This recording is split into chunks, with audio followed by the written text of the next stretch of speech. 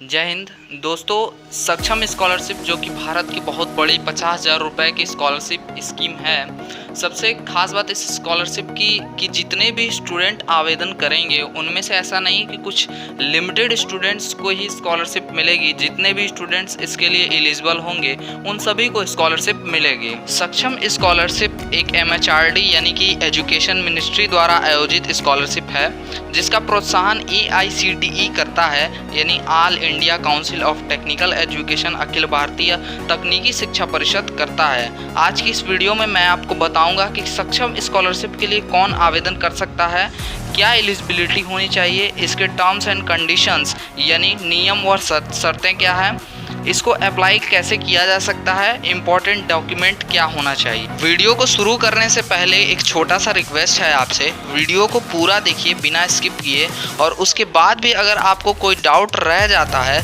तो आप मुझे कमेंट सेक्शन में कमेंट करके ज़रूर पूछ लें। तो चलिए वीडियो को शुरू करते हैं।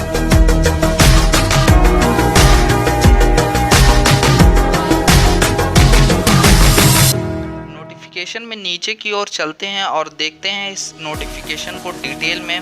नीचे चलते हुए यहाँ पर हम सत्र देख सकते हैं 2020-21 लिखा हुआ है, और यहाँ पर आप देख सकते हैं लिखा हुआ है अखिल भारतीय तकनीकी शिक्षा परिषद, all India council for technical education.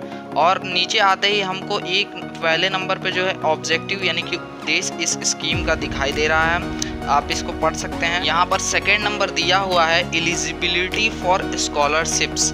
यहाँ पर पहला पॉइंट आप देख सकते हैं लिखा हुआ है the candidate should be admitted to first year of degree diploma level course और second year of degree diploma course through lateral entry in any of the AICTE approved institutions of respective year. तो यहाँ पर आप देख सकते हैं कि first year degree diploma के स्टूडेंट जो है फॉर्म को भर सकते हैं। साथ ही वो स्टूडेंट जो लेटरल एंट्री के द्वारा आए हैं वो स्टूडेंट इस फॉर्म को अप्लाई कर सकते हैं, यानी कि या तो आप फर्स्ट ईयर में हो या तो आप लेटरल एंट्री के द्वारा एडमिशन लिए हो, तो आप जो है फॉर्म को भर सकते हैं। और आपका जो भी इंस्टीट्यूशन होना चाहिए वो AICTE द्वारा अप्रूव्ड होना चाहिए।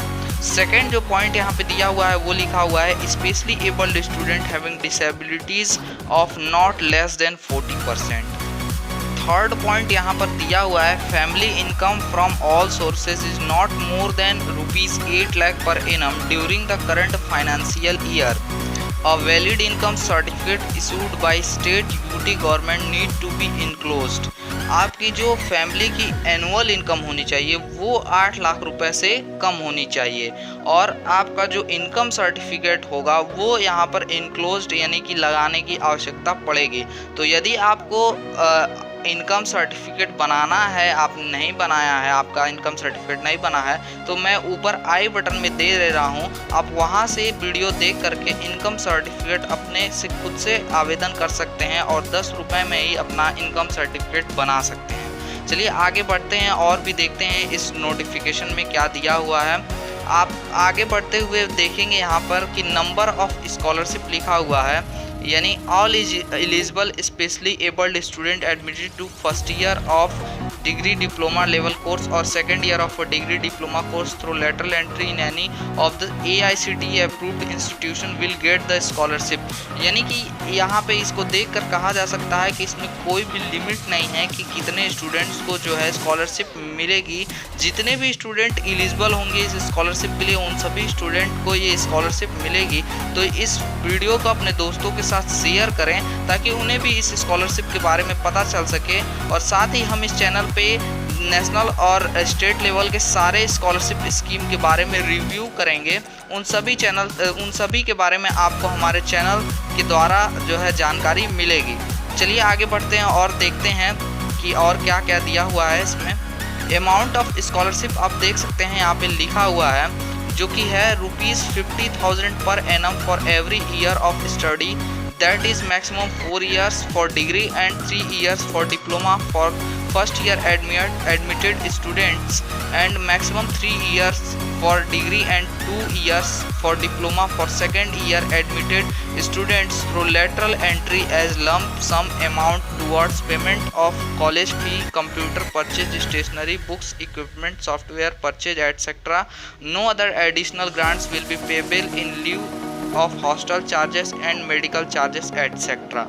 ठीक है, तो यहाँ पर दिया हुआ है कि जो स्कॉलरशिप का अमाउंट है वो 50,000 रुपये है और आपको 4 साल तक, यदि आप कोई बीटेक कोर्स कर रहे हैं तो 4 साल आपको पूरा 50,000 रुपये की स्कॉलरशिप मिलेगी, या आप डिप्लोमा कर रहे हैं तो आपको 3 साल जो है स्कॉलरशिप मिलेगी, या आपने लेटरल एंट्री से जो है एडमिशन लिया है किसी कॉलेज में, किसी कॉलेज में, तो आपका जो है यहाँ पे 3 साल या 2 साल पूरा मिलेगा जो है आपकी स्कॉलरशिप होगी। ठीक है, एडिशनल कोई भी पेबल जो है ग्रांट नहीं है यहाँ पर, और इन सभी के लिए आपको कोई भी डॉक्यूमेंट्री प्रूफ लगाने की आवश्यकता नहीं है। ठीक है, अब डॉक्यूमेंट्री में इसका मतलब ये नहीं है कि आपके लिए इम्पोर्टेंट नहीं है डॉक्यूमेंट्री। आपका आधार कार्ड, आपका बैंक अकाउंट पासबुक, ये सारे इम्पोर्टेंट डॉक्यूमेंट हैं जो कि आपके पास होने चाहिए। लेकिन यहाँ पे जो रसीद कहा जा रहा है, कंप्यूटर परचेज, स्टेशनरी, बुक्स, इन सब का जो एडिशनल पे बिल है वो नहीं किया जाएगा, और इसकी रसीद भी लगाने की आवश्यकता नहीं है, स्लिप भी लगाने की आवश्यकता नहीं है। आगे बढ़ते हैं, देखते हैं क्या जो है इस नोटिस में दिया हुआ है। यहाँ पर आप देख सकते हैं लिखा हुआ है प्रोसीजर फॉर अप्लाइंग। ठीक है, आप कैसे अप्लाई कर सकते हैं, खैर उसका तो मैं वीडियो लाऊंगा कि कैसे अप्लाई करना है। तो आप फिर भी यहाँ देख लीजिए कि NSP की वेबसाइट द्वारा ये आवेदन किया जाएगा, और वहाँ उसके बाद आपके कॉलेज से ऑनलाइन वेरीफाई कराना होगा, और उसके बाद आपका जो है department of technical education state UT जो है will verify application as second level of scrutiny. Second level of scrutiny में आपका जो स्टेट लेवल की टेक्निकल एजुकेशन डिपार्टमेंट होगी वो वेरीफाई करेगी। यहाँ पर आप देख सकते हैं 7वां पॉइंट दिया हुआ है रिन्यूअल्स। इसमें पहला पॉइंट जो है the scholarship will be renewed for the next year of study on receipt of renewal through National Scholarship Portal by submitting passing certificate, mark sheet along with letter from the head of institution in the online portal। ठीक है, तो आपका जो passing certificate होगा first year का, वो जो है लेटर के साथ आपके हेड इंस्टीट्यूशन द्वारा ऑनलाइन पोर्टल पे NSP पे जब सबमिट होगा नेशनल स्कॉलरशिप पोर्टल पे, तब आपके अगले साल की जो स्कॉलरशिप होगी वो रिन्यू होगी, नवीनीकरण होगी। ठीक है, सेकेंड पॉइंट आप यहाँ देख सकते हैं लिखा हुआ student failing to get promoted to the next class level would forfeit the scholarship. जो स्टूडेंट फेल हो जाएंगे या सिर्फ प्रमोट किए जाएंगे अगले क्लास में, अगले लेवल में, ठीक है, उनको अपनी स्कॉलरशिप छोड़नी पड़ेगी, वो जो है एलिजिबल नहीं हो सकते हैं नेक्स्ट स्कॉलरशिप के लिए। उसके बाद यहाँ पर आप देख सकते हैं TNC यानी कि टर्म्स एंड कंडीशंस लिखा हुआ है, 8वां पॉइंट आप देख सकते हैं टर्म्स एंड कंडीशंस। इसमें देख लेते हैं क्या क्या चीज़ है कि पहला लिखा हुआ है application will be invited once in a year through national scholarship portal of government of India. एक साल में एक बार इनवाइट किया जाएगा एप्लीकेशन नेशनल स्कॉलरशिप पोर्टल द्वारा, ठीक है, गवर्नमेंट ऑफ इंडिया द्वारा। और सेकंड यहाँ पर आप देख सकते हैं लिखा हुआ incomplete application will B summarily rejected, only verified online application will be considered for the award of scholarship। आप फॉर्म भर देते हैं और अपने कॉलेज से यदि वेरीफाई नहीं करवाते हैं तो वो फॉर्म रिजेक्ट कर दिया जाएगा, उसका कोई मतलब नहीं है। तो फॉर्म भरने के बाद आपको कॉलेज से पूरा वेरीफाई कराना होगा। उसके बाद तीसरा जो पॉइंट दिया हुआ है यहाँ पे देख सकते हैं आप, if a candidate fail drop out in subsequent year she will not be eligible for further scholarship. कोई स्टूडेंट ड्रॉप कर देता है या फेल हो जाता है तो वो इस स्कॉलरशिप के लिए आगे एलिजिबल नहीं होगा।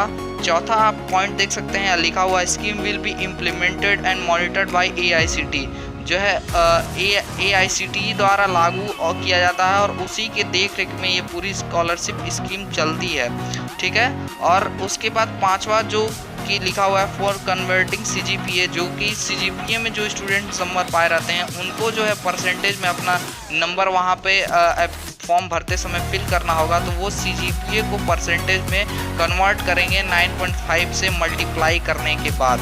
और CGPA और टोटल मार्क्स दिया गया होगा तो टोटल मार्क्स जो है कंसीडर करके परसेंटेज निकाल के उसमें फिल करेंगे। उसके बाद इसमें कुछ ग्रेडिंग्स के बारे में दिया हुआ है। उसके बाद यहाँ 8वां देख लेते हैं क्या दिया हुआ है नोटिस में। Provisional list of short listed candidate will be uploaded on the AICTE web portal. आपको जो लिस्ट होगी, जो सिलेक्टेड कैंडिडेट होंगे इस स्कीम के लिए जो आवेदन करेंगे, उनकी लिस्ट जो है AICTE के वेबसाइट पे मिलेगी। उसके बाद 9 यहाँ पर देख लेते हैं, query regarding non payment of the scholarship due to invalid wrong account number will be entered only up to 6 months from the date of publishing of merit list on AICTE website. कुछ invalid account number या wrong account number के बारे में लिखा हुआ है, तो ऐसा कुछ काम ही नहीं करना है हमें कि बाद में मुझे या हमें परेशानी हो किसी भी चीज़ के लिए। तो डिटेल्स को भरते समय हमेशा ध्यान देंगे, तो ऐसा हम लोग के साथ कुछ भी होने वाला नहीं है। दोस्तों, आप हमारे family the smart edu for you का एक मेंबर बने। चैनल को सब्सक्राइब कर लें, बेल आइकन को प्रेस करके ऑल को सिलेक्ट कर लें, ताकि हम इस channel the smart edu for you के माध्यम से हर एक स्टेट और नेशनल स्कॉलरशिप स्कीम्स के बारे में रिव्यू करें, तो उसकी नोटिफिकेशन आपको सबसे पहले मिल जाए, जिसका लाभ उठाकर आप अपनी पूरी पढ़ाई बिना 1 रुपये खर्च किए कर सकते हैं, साथ ही आर्थिक लाभ भी पा सकते हैं। वीडियो देखने के लिए आपका बहुत बहुत धन्यवाद। मिलते हैं अगले वीडियो के साथ, तब तक के लिए जय हिंद, जय भारत।